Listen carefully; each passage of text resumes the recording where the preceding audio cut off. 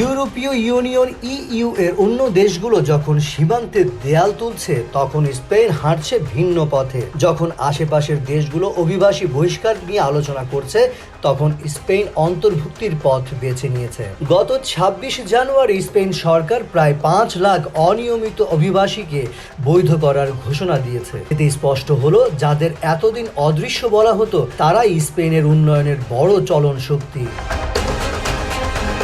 এই প্রক্রিয়া দ্রুত বাস্তবায়নের জন্য সরকার রাজকীয় ডিক্রি বা বিশেষ নির্বাহী আদেশ জারি করার সিদ্ধান্ত নিয়েছে। এই সিদ্ধান্ত শুধু নীতিগত পরিবর্তন নয়, বরং ইউরোপের কোনো একক দেশে নেওয়া সবচেয়ে বড় মানবিক ও অর্থনৈতিক উদ্যোগগুলোর একটি।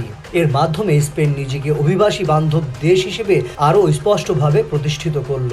একবিংশ শতাব্দীতে ইউরোপের আর কোনো দেশ এত বড় পরিসরে অভিবাসীদের বৈধতার সুযোগ দেয়নি। আগে ইতালি বা গ্রিস সীমিত আকারে কিছু খাতে অভিবাসী নিয়মিতকরণ করলেও স্পেনের এই ডিক্রি গৃহস্থালী কাজ থেকে শুরু করে হাইটেক স্টার্টআপ সব খাতের জন্য উন্মুক্ত। এমনকি ২০০৫ সালের বহুল আলোচিত ছাপাতেরও নিয়মিতকরণ কর্মসূচিকেও এটি ছাড়িয়ে গেছে।